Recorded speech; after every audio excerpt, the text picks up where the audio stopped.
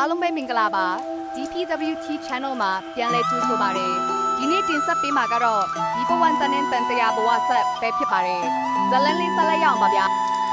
တန်တန်တရားဘဝဇလန်ဆက်ကျုပ်တို့လည်းကာမနီတောင်ကနေကြောင်းပြန်ရောက်ခဲ့ပြီဖြစ်ပါတယ်သွားတော့ကအနောက်အရှက်တွေကြုံလို့3ရက်ကြာသွားတော့လဲပြန်တဲ့အခါမှာတော့အနောက်အရှက်မရှိတော့လို့2ရက်နဲ့ကြောင်းပြန်ရောက်ခဲ့တာပေါ့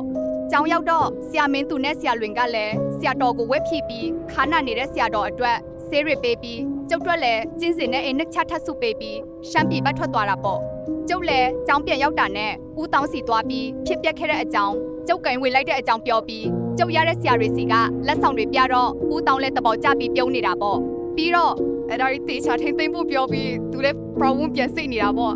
ဆရာတော်ကလည်းကျုပ်ကိုခေါ်ပြီးကြော်ရတဲ့အရှိကြီးပေးတာပေါ့ကျုပ်လည်းနာခံပြီးကျုပ်ပစ္စည်းတွေကိုအခန်းထဲသိမ်းပြီး problem စိတ်ဖို့ဖျားဖို့တက်သွားတာပေါ့ problem စိတ်ပြီးဆရာပေးခဲ့တဲ့လေးကွာအင်းပြန်ဆွဲလေးကျင်နေတာပေါ့ကျုပ်ကြောင်းပြန်ရောက်ပြီး3ရက်ကြာဆရာတော်ဖျားခဲ့ပါအောင်ဟေးလာတန်ဘာဖြစ်လာတာလဲအနောက်မှာကြားလိုက်လာတာကြားနေတာပဲလားကြားလိုက်တာထက်ဆိုးတယ်ဖျားရွာထဲမှာတော့စန်းနေတာတရေဝင်ပူးနေလို့ပါဟေးတင်းထဲမှာတကဦးတောင်းရှိတယ်မလားဝင်တီဝင်တလာပါအောင်တင်ပါဖျားအေးတင်းထဲမှာတကဦးတောင်းရှိတယ်မလားမရှိဘူးဖျားဦးတောင်းကိုနေဘက်ကလာပြင်ကွာလို့လိုက်သွားတယ်ခဏချေပြီးလာတန်းရဲ့အရှင်ဖျားဘာကိစ္စအကြောင်းအရာရှိနေလို့ပါလဲဖျားအေးရွာထဲကစန်းရီသားတရေဝင်ပူးနေလို့အရှင်ဖျားတပြည့်တော့ကူပေးနိုင်မယ်ထင်ပါတယ်ဖျားဟေးဝင်တဖြစ်ပါမလားအဲ့ဒါတော့မသိဘူးဖျားကူကြီးမှသိမယ်ထင်ပါတယ်ဖျားအေးတခြားသူတွေမထိခိုက်ဘူးဆိုရင်တော့လုပ်ပေါ့တင်ပါမထိခိုက်စေရပါဘူးအေးလာတန်းရေဒီကဆရာဝန်သားကိုပင်းသွားတော့ဆရာတော်ကလည်းပြုံးစီစီနဲ့မိန်တော့ဦးလာတန်းကလည်းကျုပ်ကိုခေါ်သွားတာပေါ့လုပ်ပါဦးဦးလာတန်းရေဘယ်လိုဖြစ်တာလဲမသိပါဘူးတော့ထဲကပြန်လာပြီးအိမ်မှာတောင်းကြနေလို့ပါကျုံနဲ့ဦးလာတန်းလည်းစကားလေးတက်ပြောနဲ့ရွာထဲဝင်လာတာပေါ့ဒေါ်ဆန်ရီအိမ်ပေါ်တက်တော့လာတန်းဆရာတော်မပါလာဘူးလားမပါလာဘူးဆရာတော်ကဦးတောင်းကိုပင်းခိုင်းတာဦးတောင်းမရှိလို့ဒီဝင်သားကိုပင်းလာရတယ်ပါသူကပါဆွာလို့လဲကျုပ်ကိုအထင်သေးတဲ့အကြည့်ကြည့်ပြီးပြောတော့ကျုပ်လည်းမခံချင်စိတ်နဲ့ဒါဆိုတော့ကျုပ်ကိုပေးနိုင်ရင်တော့ကျုပ်ကိုငွေ100ပေးရမယ်မကုန်နိုင်ရင်ကျုပ်လူလိန်တယ်လို့တရွာလုံးပတ်អော်ပြမယ်ကောင်းပြီကျုပ်လည်းအဲ့လိုပြောပြီးတမလင်ခွေထိုင်ပြီးဒီအိမ်ထဲမှာရှိနေတဲ့ဆွဲကောင်အခုချက်ချင်းက6ရောက်ဆန်းလိုက်ပြောလိုက်တာနဲ့အခန်းထဲကလူတွေရောက်ပြေးထွက်လာတာပေါ့ကျုပ်ရှေ့မှာရက်ပြီးကျုပ်ကိုခက်တီတီနဲ့ကြည့်နေတော့ထိုင်စမ်းကျုပ်အဲ့လိုပြောတော့စောင်းကြီးအောင်ကြီးနဲ့ဝုန်းခနဲ့ထိုင်တာပေါ့ပြီးတော့ငါ့ကိုခေါ်တာပါလို့လဲကျုပ်ကိုမေးတော့အောင်မအစွဲကောင်လေးတန်ပြင်စမ်းပြောလိုက်ရင်ဒေဇာအင်းကိုအရှိမချလိုက်တာပေါ့ကျုပ်အင်းကိုအရှိချတော့မှလေးတန်ပြင်တာပေါ့ကဲဖြေစမ်းမင်းပါလို့သူကိုနှောက်ရှက်တာလဲဒီကောင်ငါ့ကိုစောကားတယ်ငါရွာပြင်ညောင်းပင်ကတန်းခဲပဲအေးသူကဘာစောကားတာလဲဒီကောင်တော့ထဲကပြန်လာတော့ငါကိုစက်တာထားတဲ့ကြက်ကင်နဲ့အရက်ကိုယူစားတယ်ပြီးတော့ညောင်းပင်ကိုလည်းသေးနဲ့ပန်းတယ်ငါကိုလည်းမခန့်မလေးစာပြောတယ်အဲ့ဒါကြောင့်မကျေနပ်လို့လောက်တာမင်းပြောတာသေးချာလားသေးချာတယ်မယုံရင်ဒီကောင်ကိုမေးအဲ့လိုပြောပြီး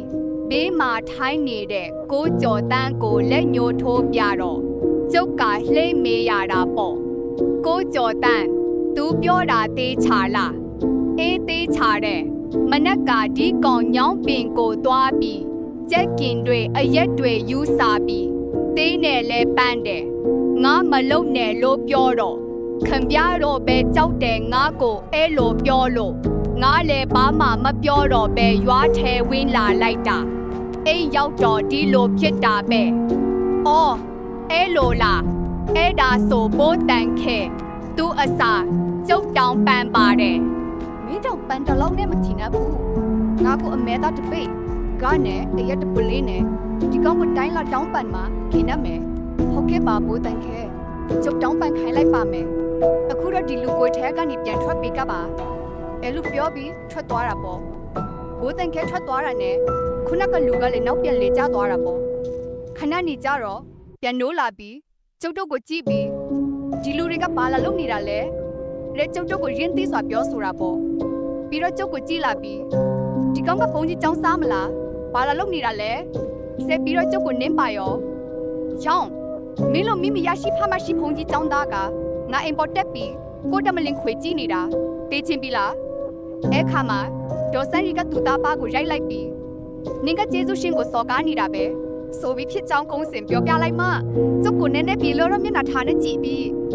ရောရှောင်းဒီပိုက်တရားကမင်းကိုပေးရမယ့်အရာမလားဆိုပြီးကျုပ်ကိုတရားတန်တရွတ်ပစ်ပေးတော့ကျုပ်လည်းစိတ်တူတူနဲ့ပိုက်ဆံမယူပဲထွက်လာလိုက်တာပေါ့ဘိုးတန်ခဲပြောတဲ့ကိစ္စလည်းမပြောဘဲထားခဲ့တာပေါ့နောက်3ရက်လောက်ကြာတော့သူယူသွားတာပေါ့ယူသွားမှကျုပ်နဲ့ဘိုးတန်ခဲပြောတဲ့စကားတွေကိုတတိယကြတယ်ထင်ပါရဲ့ကျုပ်ကိုလာခေါ်ပြီးပြန်တောင်းပန်ခိုင်းလဲမတောင်းပန်ပေးပဲကျုပ်အခန်းထဲဝင်နေလိုက်တာပေါ့ဗျာဟုတ်ကဲ့ပါဒီနေ့တင်ဆက်ပေးခဲ့တာကတော့ဒီပဝန်တနင်တန်တရားဘဝဆက်ပဲဖြစ်ပါတယ်နားထောင်ပေးခဲ့တဲ့ပရိသတ်တဦးချင်းစီတိုင်းကိုလည်းကျေးဇူးအထူးတင်ပါတယ်ဗျာ